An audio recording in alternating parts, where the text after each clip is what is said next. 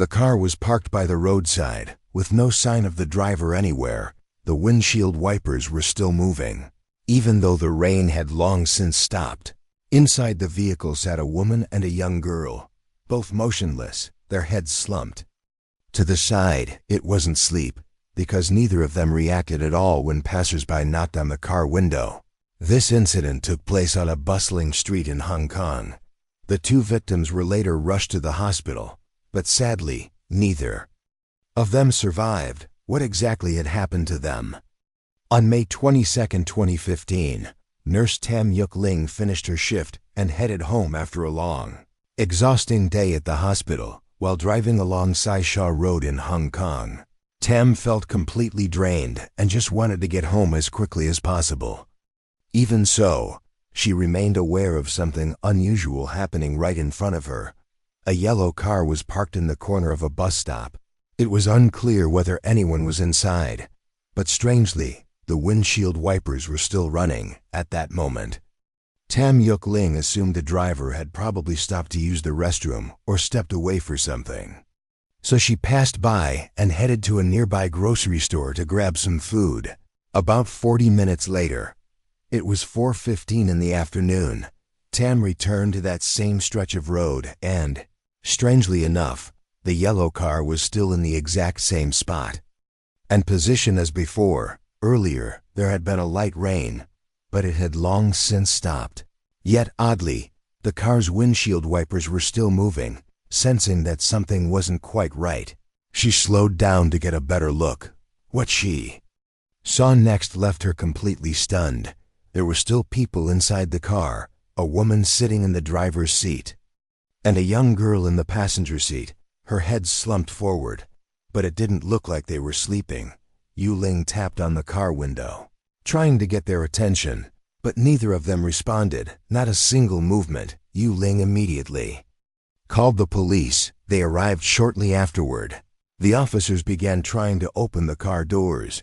Yu Ling hesitated for a few seconds, then as a nurse, she instinctively started performing basic first aid procedures on the two people inside. However, both victims had extremely weak pulses and showed no other signs. Ambulance arrived shortly afterward, and the victims were rushed to the nearest hospital. At first, the police assumed this was a simple accident.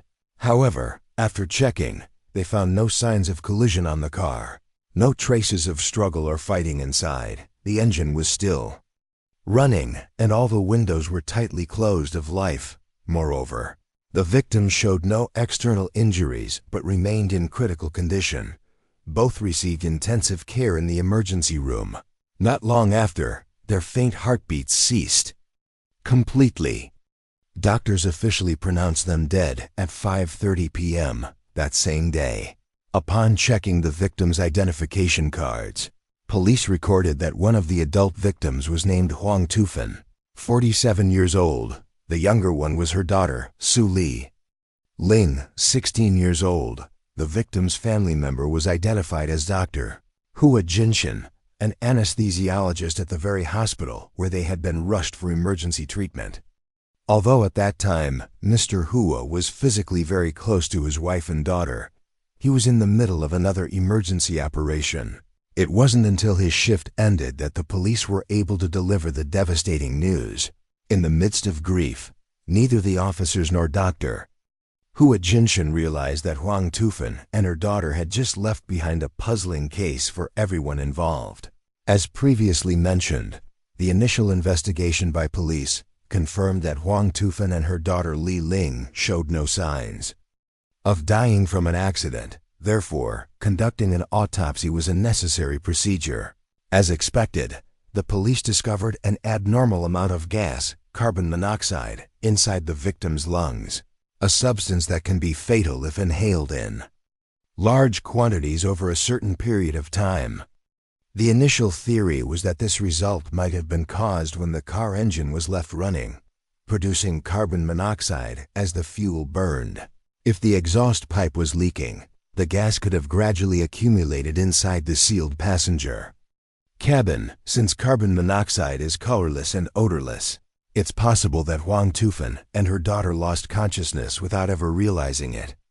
The above theory wasn't without reason, because nearly a month before the incident, Wang Tufan's car had been flooded and was sent for repairs on its air intake system.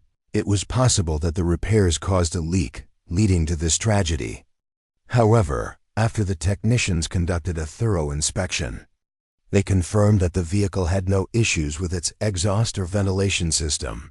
Another discovery prompted the police to shift the investigation's direction. At that time, inside Huang Tufan's car, officers found 2 large yoga balls stored in the trunk. According to logic, since Tufan had been practicing yoga for the past few months, having exercise balls in the trunk of the car wasn't unusual. However, to avoid missing any possible clues, the police still decided to take both balls for examination. And then, that very decision led to a surprising discovery. Inside the balls was a large amount of carbon monoxide gas. So it became clear the carbon monoxide found in the victims' lungs came from those yoga balls. However, another question emerged. Why would such a dangerous gas be inside exercise yoga balls in the first place? Up to the moment this new detail was uncovered, Dr. Jin Shan still firmly believed that his wife and daughter had taken their own lives because of him. When the name carbon monoxide was mentioned, the doctor confessed, in truth, for a long time, he and his wife hadn't been getting along. Their relationship had grown cold, leading to frequent arguments right in front of their children. Not to mention recently, Li Ling had shown many signs of stress and tension due to her exhausting studies. Perhaps it was both family matters and academic pressure that made Li Ling and her mother, Tufan, fall into despair and ultimately choose the most tragic path. To verify Dr. Hua's testimony, they began reaching out to the close friends of the 2 unfortunate victims. When questioned, these people all stated that in the days leading up to the incident, they hadn't noticed any negative signs from Tufan and Li Ling, although they were also aware that the Hua family had indeed not been as happy as before. Li Ling's classmates confirmed that she had shown no signs of depression or stress. The girl had always appeared cheerful and optimistic. This made Hua Jinshan's testimony even more unreliable. The police went to the hospital and questioned everyone who worked with Dr. Hua Jinshan. When they interrogated one of Hua's colleagues, this person testified that one day they caught Shan acting very strangely, sitting there, repeatedly pumping this toxic gas into a yoga ball. At that time, when the colleague pressed him about it, Hua Jinshan explained that he needed to take this gas home to deal with a rat problem. Claiming there had been a lot of rats at his house lately, the police began to grow suspicious of the well-educated man, Hua Jinshan.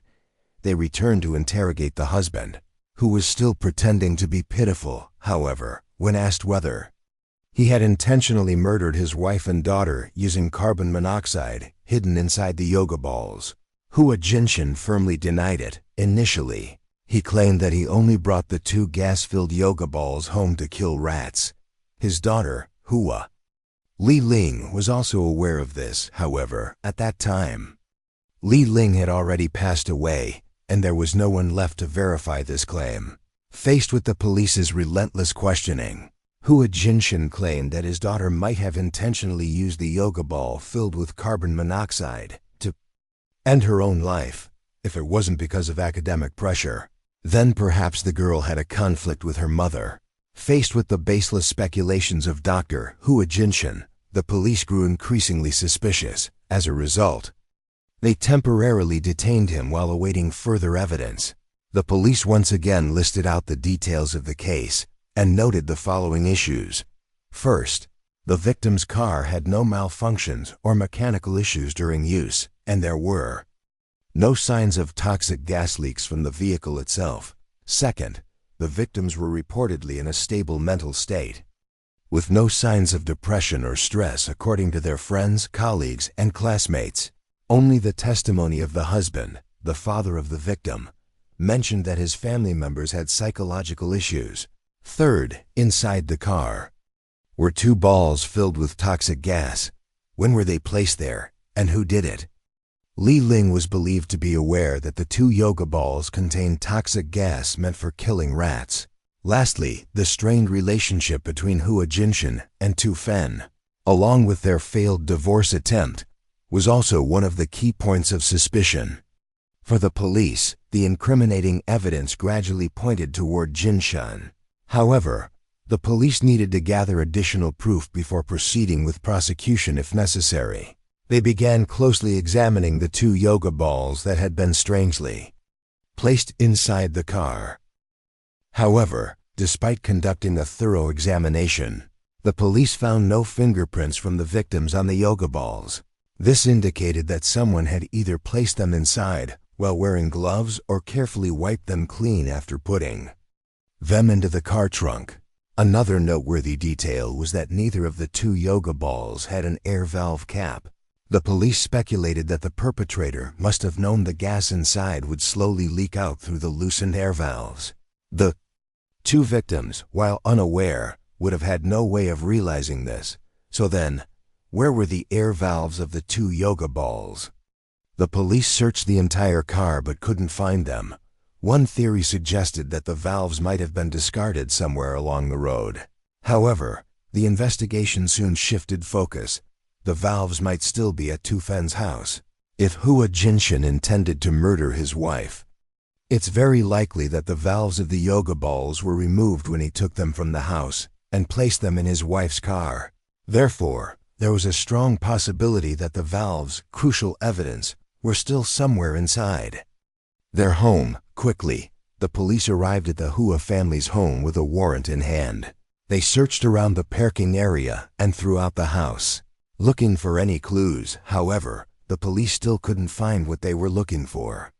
Refusing to overlook any possible leads, the officers contacted their superiors once again and requested a warrant to search both the bedroom and the private study of the doctor and his wife. And then, right there, exactly as the investigators had predicted, the crucial piece of evidence was finally uncovered. Inside the drawer of Jinshin's desk, the 2 air valves from the yoga balls were discovered. This served as strong evidence suggesting that Hua Jinshin was very likely the one who had murdered his wife and daughter. Hua Jinshin, 50 years old, was originally from Malaysia. In 1978, Hua Jinshin graduated from the University of Malaysia in Kuala Lumpur with a medical degree, then went on to specialize in anesthesiology in the United Kingdom. In 1988, Hua Jinshin met Huang Tufan for the first time while they were studying at the same school. At that time, Huang Tufan was 20 years old and studying nursing. As the eldest of 3 siblings, Huang Tufan had been raised to become a traditional family-oriented woman, inheriting exquisite cooking skills from her mother, a talented chef. She became an exceptionally skillful woman, often creating new and delicious dishes. However, driven by her passion for medicine, Huang Tufan soon convinced her family to let her pursue her dream of serving and helping others.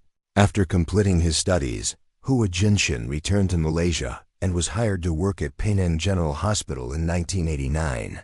Not long after, the newly qualified anesthesiologist moved to Hong Kong and joined the Department of Anesthesiology and Intensive Care at Prince of Wales Hospital. At Prince of Wales Hospital, Hua Jinshin also began achieving significant accomplishments in the medical field. He was published in international medical journals for his expertise in nitrous oxide and various techniques related to endotracheal intubation for patients. Moreover, Shan was frequently invited to lecture at numerous conferences and seminars, both domestically and internationally. It was precisely this talent and success that made Huang Tufan believe she had chosen the right person to entrust her entire life to. In 1992, after 4 years together, Huang Tufan and Hua Jinshin officially got married. They then chose Hong Kong as the place to settle down and build their careers. Not long after, Huang Tufan gave birth to 3 lovely daughters and an adorable son. Becoming a mother, Tufan set her career aside to devote more time to raising the children, while Hua Jinshin took on the role of the family's financial provider. Over time, the Hua family gradually built a prosperous and happy life. As the children grew older, they became more understanding. Always well-behaved and diligent in their studies, however, that happiness did not last. Starting from 2004, cracks began to appear in the relationship between Hua Jinshin and Tu Fen.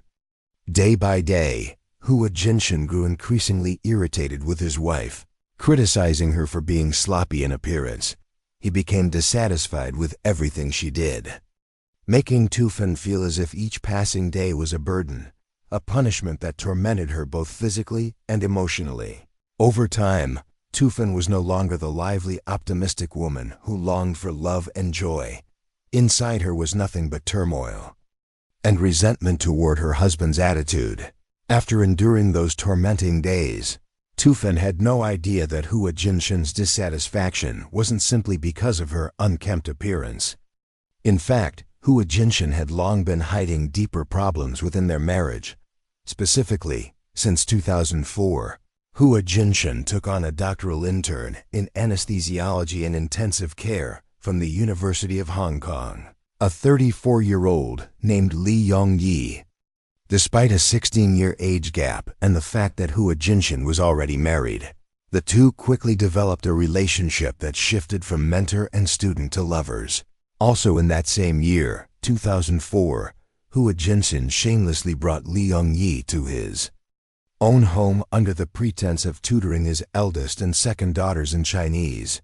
Not long after, Hua Jinshin secretly purchased a private house for his mistress in Ma Tau Wai, a bustling residential area in Kowloon City, Hong Kong. Faced with her husband's changes, Tu Fen grew increasingly tormented by a marriage that fell far short of her hopes. She felt unable to properly care for her children, give them the best in life, or become a worthy role model for them.